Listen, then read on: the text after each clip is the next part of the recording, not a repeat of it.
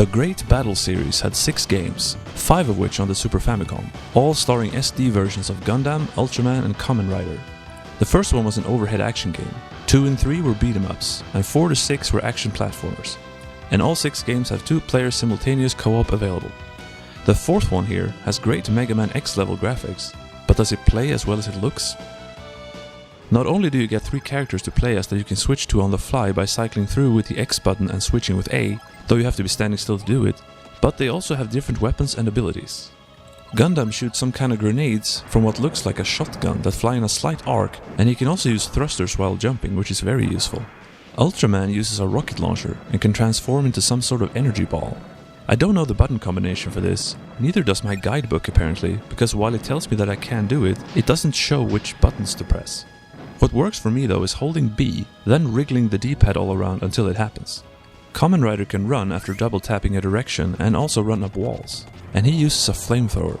There's a 4th character, Fighter Roar, who joins the group after the first stage, and he has a rapid fire pistol and can double jump, as well as use a kind of grappling hook.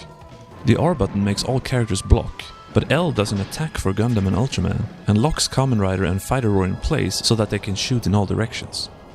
Kamen Rider I would say is my least favorite to use because his run tends to happen when I don't want it to, and his flamethrower is so weak that enemies take a long time to kill.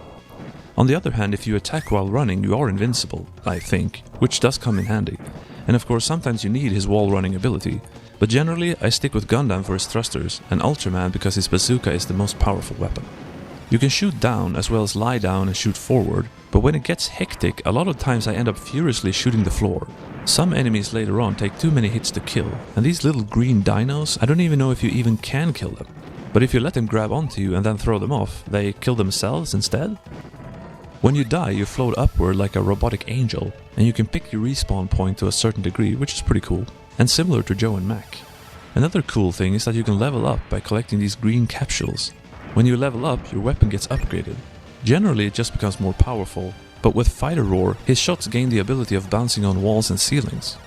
Everyone levels up at the same time, but they also revert back to level 1 together when you lose all your lives. Since you restart after dying right where you were even when losing all your lives, the game would have been too easy if you had unlimited continues, so you don't. However, if you use a password, you get your continues back. The boss battles are not what I expected. Every other stage, the boss battle has the heroes jump into the huge robot Konpachi Heroes and battle another robot like a strategic fighting game.